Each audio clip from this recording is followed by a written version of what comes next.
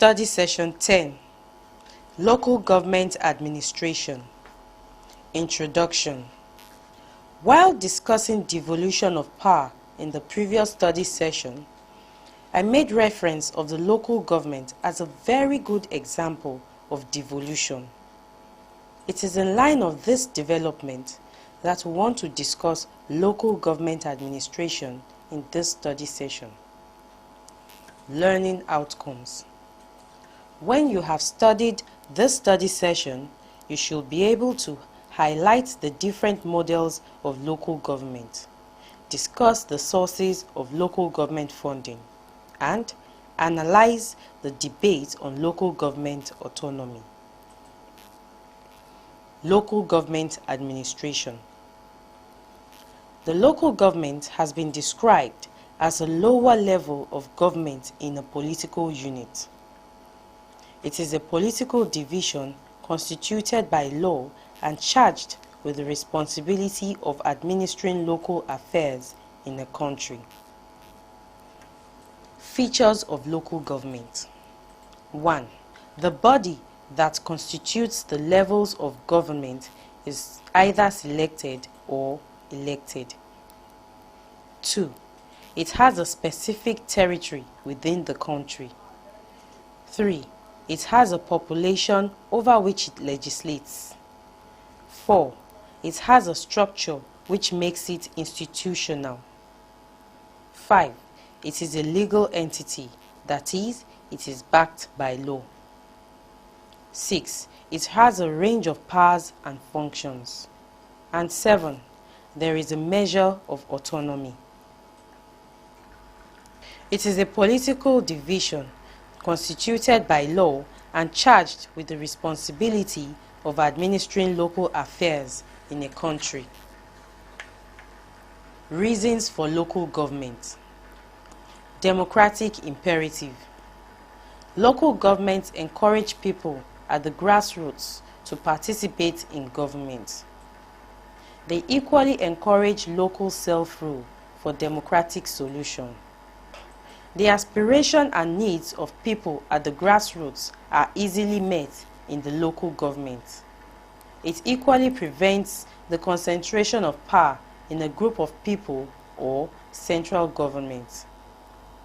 The nearness of local government to the people at the local level makes them contribute their own quota to national development. Promotes an effective communication strategy. It has rightly been observed that local governments encourage two-way channel of communication between the center and the local government. For example, in Nigeria, when federal government initiates a policy, it is the responsibility of the local government to interpret the policy for the understanding of the people at the grassroots.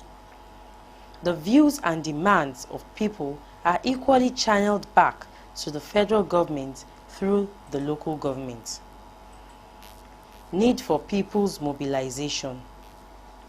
Local governments are created because there is need to mobilize and sustain the goals and initiatives of government for development. Local government is essential when it comes to implementing national programs at the grassroots. Training ground for politicians. National politicians have used the local government as a launching ground to national politics. Politicians can easily mobilize and assess their positions easily at the grassroots levels. Testing ground for government policy. Local governments have been used as an avenue to test the policy of the government. This means that it can be described as the socio-political laboratory of the government policies. It is easy to test policies at the grassroots level because the impact of the success or failure of the policy could be minimal than when it is tested at the national level. Reflection. The nearness of local government to the people at the local level makes them contribute their own quota to national development. It is also the socio-political laboratory for government policies. Functions of local government. 1. They make laws for the purpose of carrying out their duties. In Nigeria, we call local government laws bylaws. 2. They perform social service functions, e.g., controlling environmental pollution. And 3. Local governments engage in community development. Local government model. Mayoral model. This model exists where the structure put in place is headed by the elected representatives. The elected representatives are elected separately for a fixed period of time. Under this model, there are chairmen who serve as the chief executive officers. There are equally other elected members that form the council. This model is what we practice in Nigeria. Consular model. In this model, councillors are elected, but they in turn elect the chairman, who acts as the executive head of the council, and at the same time the Speaker of the Legislative Council. He also has a constituted committee whose members are drawn from the Legislative Council. The ward is therefore the constituency of the councillors, unlike the mayoral model, where the whole local government area becomes the constituency of the chairman once he is elected. Managerial model. Here, the council has selected council members who in turn appoint managers from the members of the public. The appointed managers then assume the management of the local government administration. The appointments of the managers are based on experience and knowledge. They perform the overall activities of the local government. For example, they initiate and monitor the local government activities. They also have the vested power to appoint staff who help in the day-to-day running of the local government administration. Their decisions are based on management rationality. The United States of America is said to be operating this model. Local government funding. 1. The principal source of funding for local government is through statutory grants. These are grants from the federal government. This is what is called intergovernmental grant. It could be block grant, which consists of certain amount of money which is given to the local government for a specific project. The other grant is matching grant. This grant is made up of part contribution of the governments at different levels. 2. Local government generates funds through user charges, e.g., people renting local government halls for occasions. 3. Loans. The local government borrows money from banks or international organizations for developmental projects. 4. Local taxes, usually called rates. They form another means of generating funds for local governments. 5. Returns from investments, e.g., transportation services and shares. The local government should be encouraged to invest in business ventures which would at the same time discourage corruption. Through this, more money will be realized for local governments. And 6. Local governments also receive gifts from individuals or philanthropic organizations. Hint: the principal source of funding for local government is through statutory grants. These are grants from the federal government. This is what is called intergovernmental grant. Problems of local government. Inadequate funds. Many local governments, especially in Nigeria, often complain of lack of adequate funds. On many occasions, most local governments barely get enough to embark on capital projects after payment of workers' salaries. The problem is also compounded by the arbitrary deduction of local government funds by the state government. Lack of skilled labor. It has become an open secret that local governments have become a dumping ground for school dropouts and other unskilled workers. It is rare, if not impossible, to find experts and professionals in different fields working in the local government. That also contributes to the low productivity being experienced in the local government administration. Suffocating control problem. The issue of anatomy for local government has generated heated debate in the recent times. This is because the suffocating control local governments experience from both the central and, more importantly, the state governments slows down the pace of work and the capacity of the local government. Poor administrative structure. In many local governments in Nigeria today, units and departments are not fully created on the basis of technical experience. Even when they are created, there is no sufficient professionals to head such departments. Local government autonomy. Firstly, autonomy is referred to as the self-governing nature or status of a particular body of an organization or government. It is a legal status of an organization, and it explains the levels of relationship, authority, and control exercised by one higher authority over the other. Local government autonomy. Firstly, autonomy is referred to as the self-governing nature or status of a particular body of an organization or government. It is a legal status of an organization, and it explains the levels of relationship, authority, and control exercised by one higher authority over the other.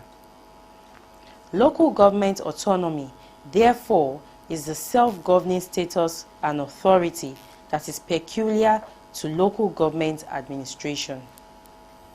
In other words, local government autonomy is the power with which local governments hold the monopoly. Structural evolution of local government autonomy.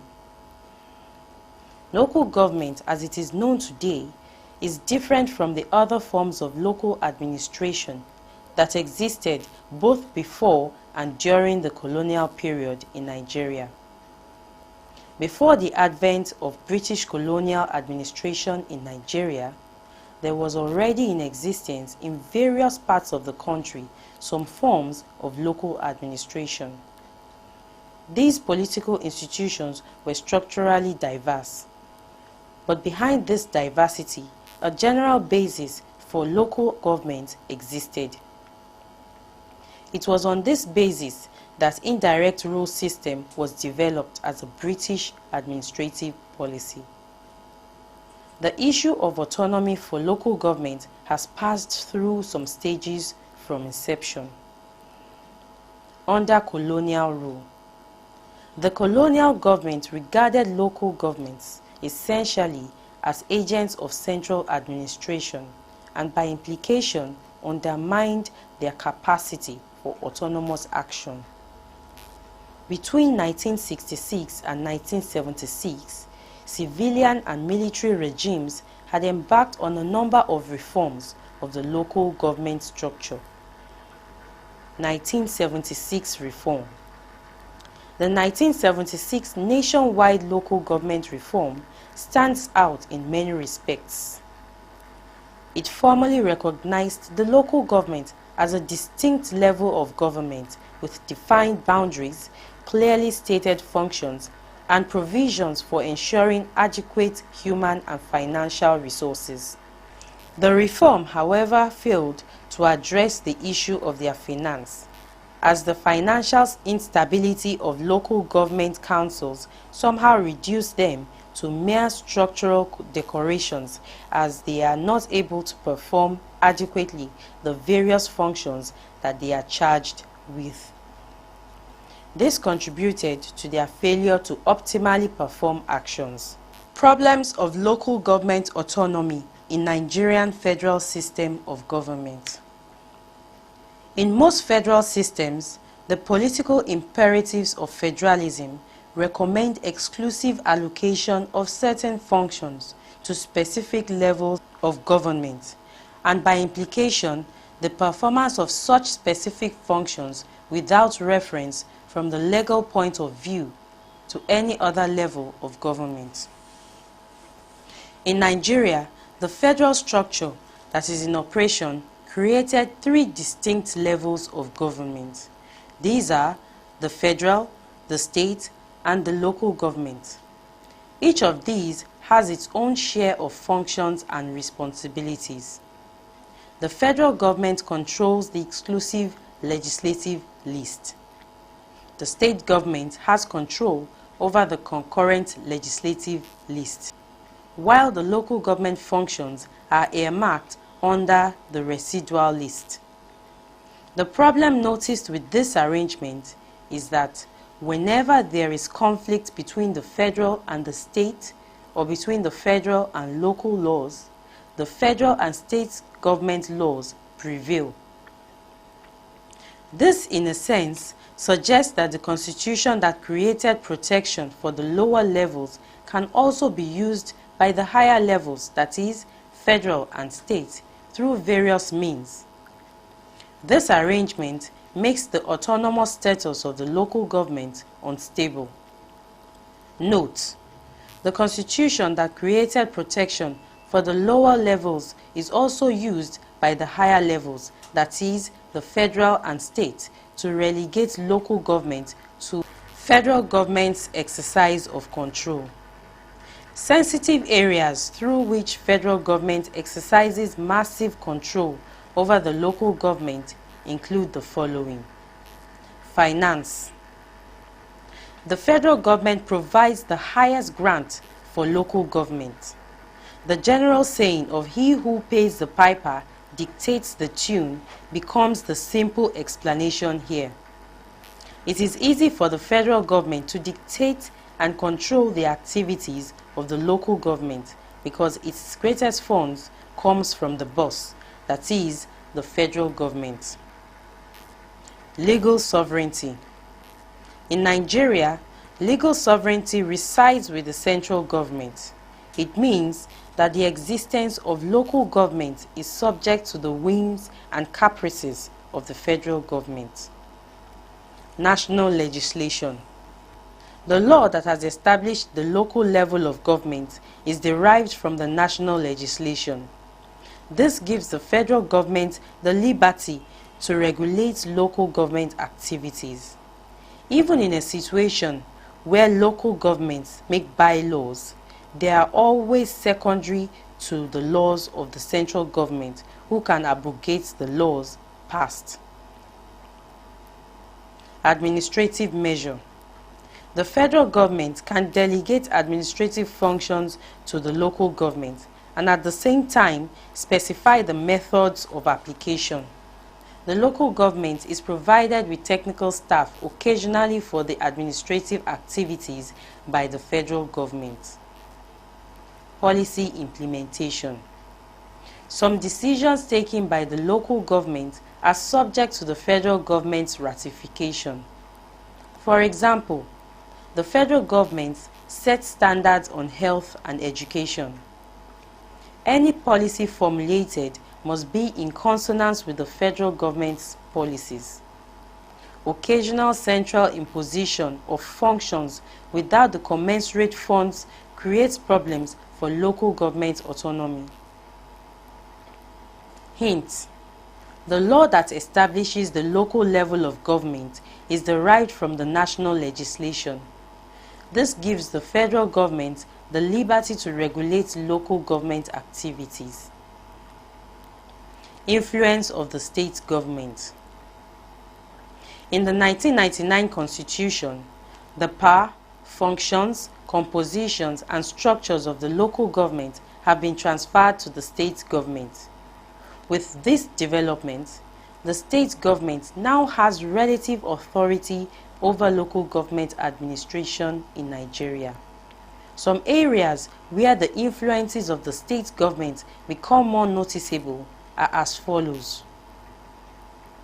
Payment of primary school teachers.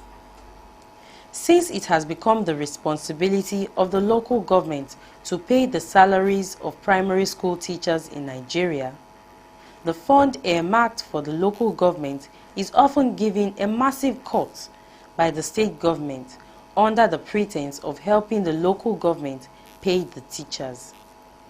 The remaining fund left in the hands of the local government is usually barely enough to embark on developmental projects at the grassroots. Joint account. Closely related to the first point raised is the issue of joint account that has generated so much controversy between the state and local government. Here is a system which allows the state and local governments to operate a joint account or common concern. The local government is always at the receiving end because the state government often shortchanges the local government.